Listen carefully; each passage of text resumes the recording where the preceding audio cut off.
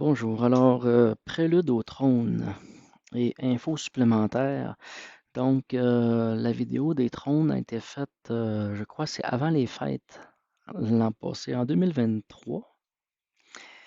Puis j'ai tardé à mettre ça en lumière dans des raisons familiales, énergétiques et personnelles sur le plan de l'avancement physique et spirituel euh, de ce que ça vient toucher de façon complémentaire, parce que ça va plus loin que ça. Il y a d'autres choses qui vont se présenter suite à ça, qui commencent déjà à se mettre en place. Donc,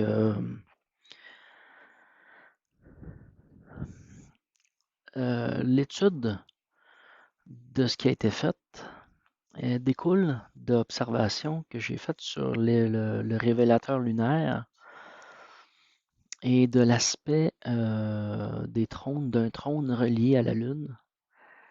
Et j'avais de la misère à cerner un peu de quelle façon qu'on pouvait l'observer, cet aspect-là. Avec donc Jean-Luc et Diane, on a avancé dans ça, puis de façon quand même assez bonne, parce que je l'ai revu 2 à 3 fois cette vidéo depuis le temps. Puis ça a bien commencé, puis ça s'est bien terminé, même s'il y a eu un manque à un moment donné qu'on a perdu Diane. Donc, on commence avec l'arbre séphirotique.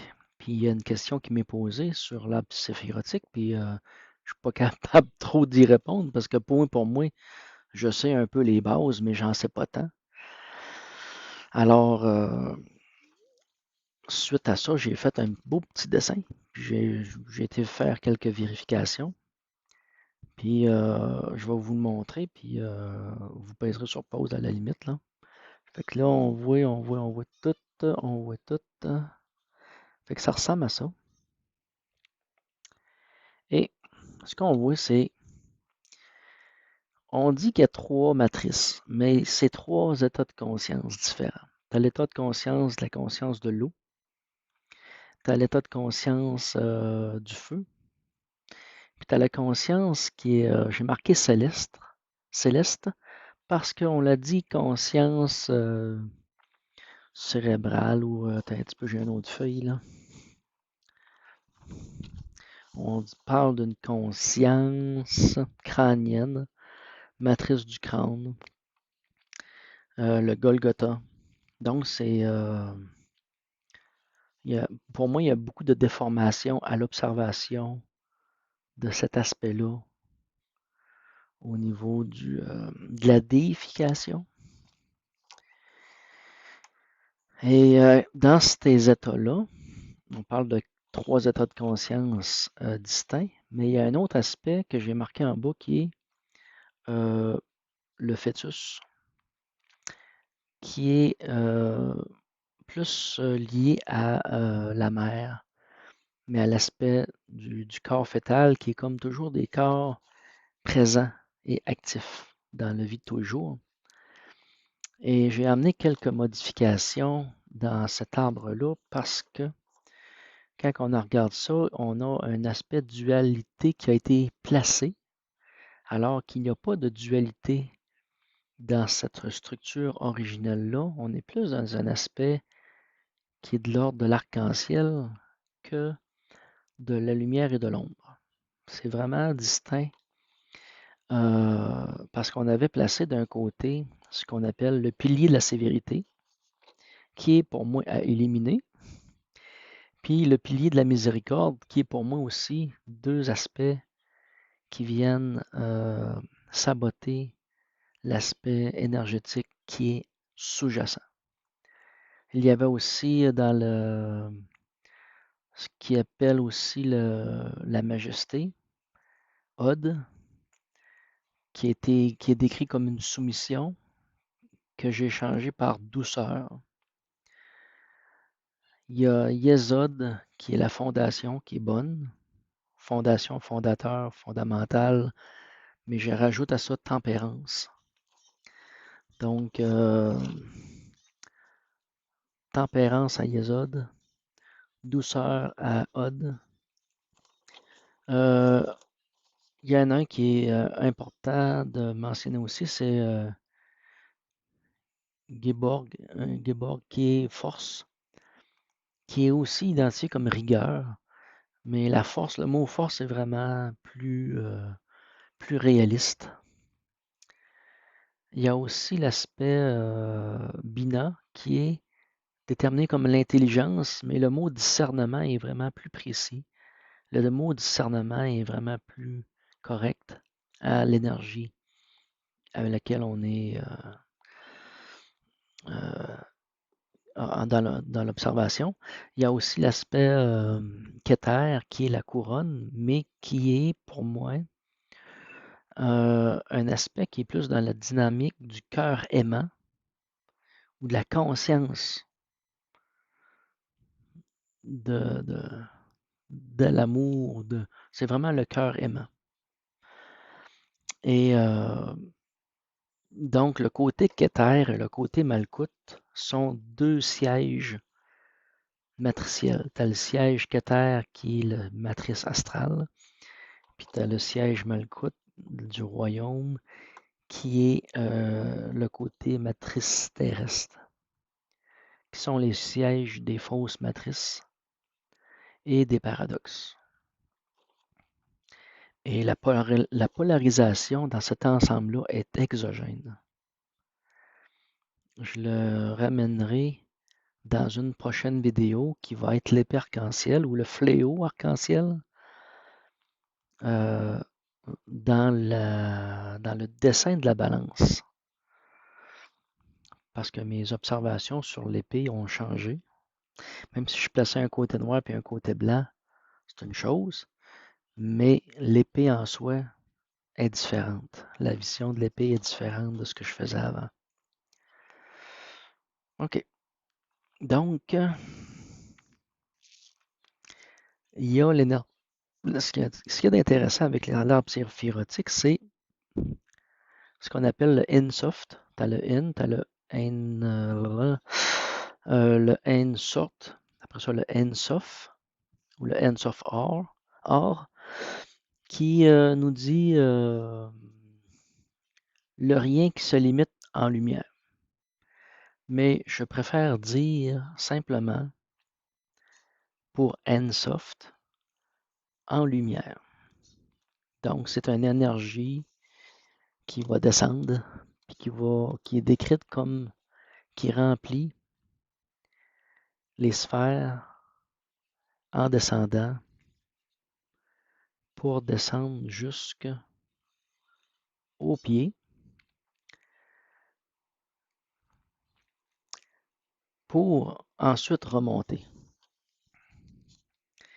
Ce qui est intéressant avec ça, c'est que l'énergie au niveau du chakra des pieds, sous le pied, nourrit tous les autres chakras. C'est par les pieds que l'énergie vient nourrir et renforcer tous les autres chakras du corps et la circulation énergétique.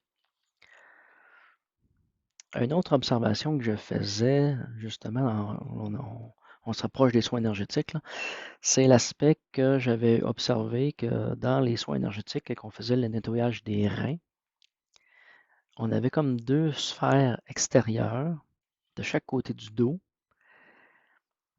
qui étaient à nettoyer pour entretenir.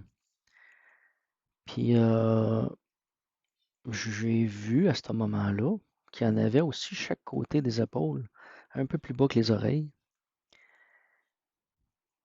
Puis là, j'ai vu apparaître l'arbre séphirotique en faisant des soins énergétiques.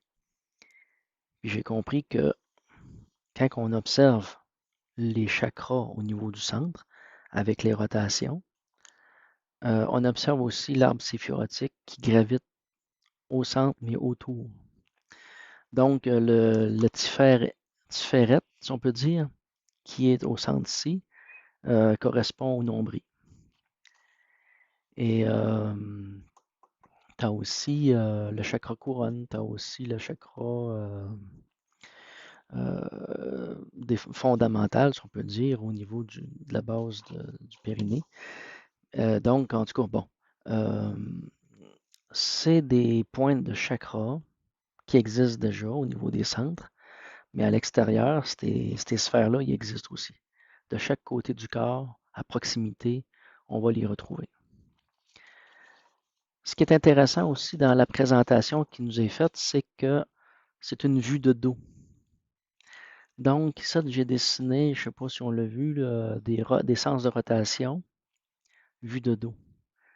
Donc, comme le chakra couronne, vue de dos, il tourne dans le sens horaire, mais quand on est de face, il tourne anti-horaire. C'est la même chose pour celui du nombril.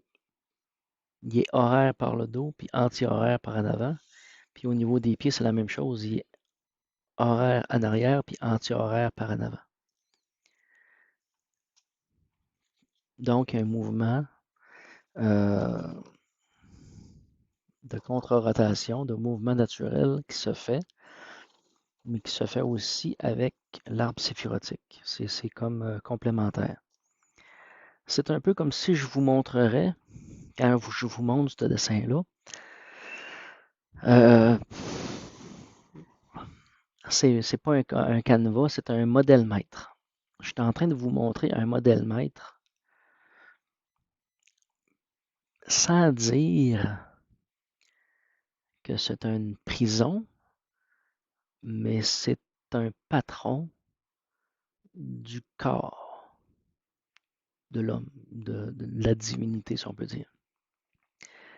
Puis dans la vidéo qu'on va voir sur les trônes, bien, on va parler de l'observation de ce que l'homme a placé sur quelque chose qui était déjà là, sous-jacent, et on tente d'expliquer. L'homme tente d'expliquer quelque chose qui est là, sous-jacent énergétiquement, et qui ne comprend pas forcément si bien.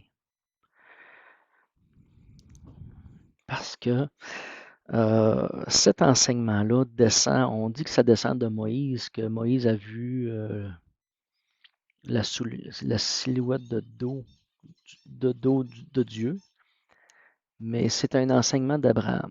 C'est l'observation d'Abraham qui nous est présenté là, et c'est un enseignement d'Abraham,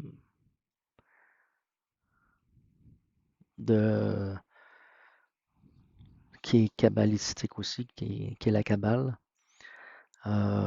qui est à la base aussi, qui est une forme de magie, mais est aussi à la base de la magie noire au niveau de la matrice artificielle, puis des paradoxes. C'est sur les trônes qu'on va discuter, qu'on va parler, qu'on voit apparaître l'aspect de distorsion. OK.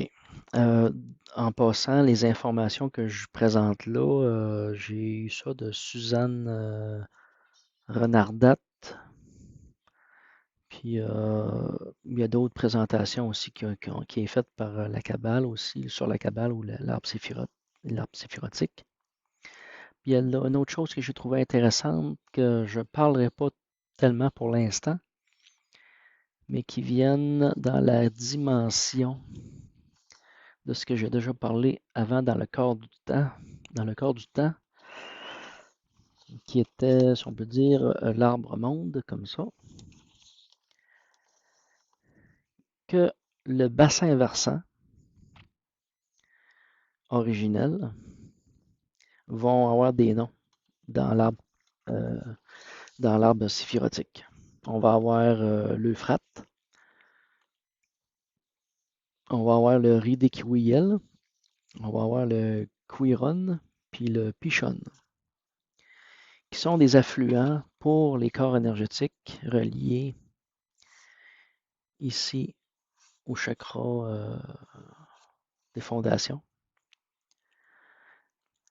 Et après ça aussi, tu as le Rikiwiel qui est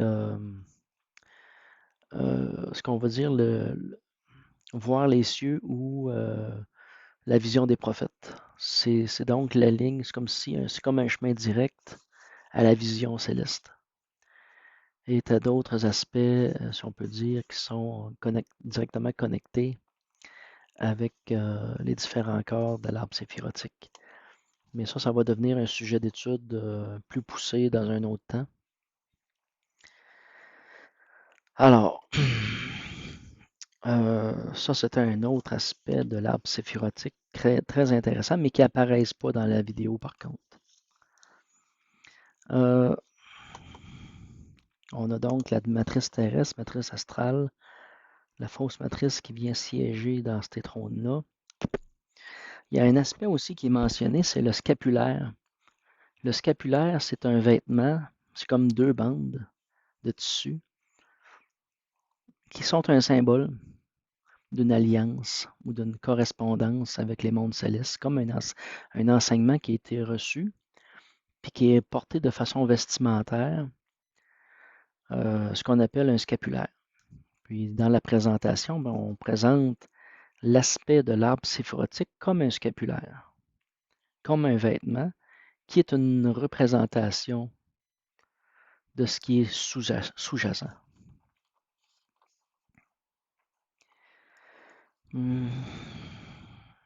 OK. Donc, je parle aussi de l'aspect qui est du trône lumière. Le trône lumière, ce qui est intéressant, c'est que le InSoft le représente. Cet aspect de lumière-là.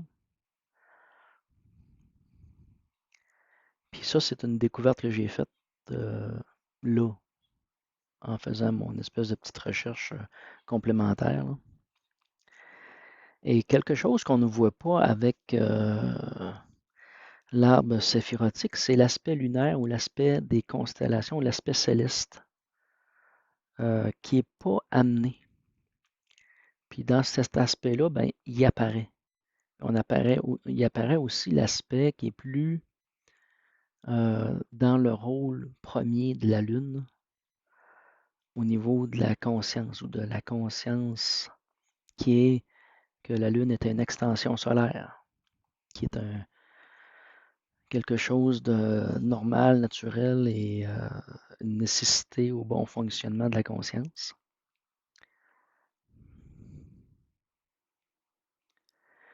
Alors, je vais vérifier mes notes s'il ne resterait pas d'autres choses à rajouter. Ce que je pourrais rajouter là-dessus, c'est que les trônes sont vraiment un aspect comme une alliance de conscience, qu'il faut conscientiser cet aspect-là dans notre réalité pour se connecter à quelque chose de plus grand. Et donc, pour y arriver, il y a certaines clés.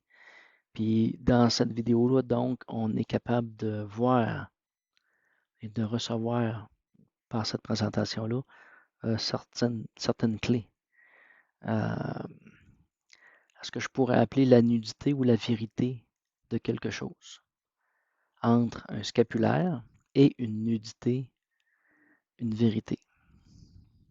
Merci.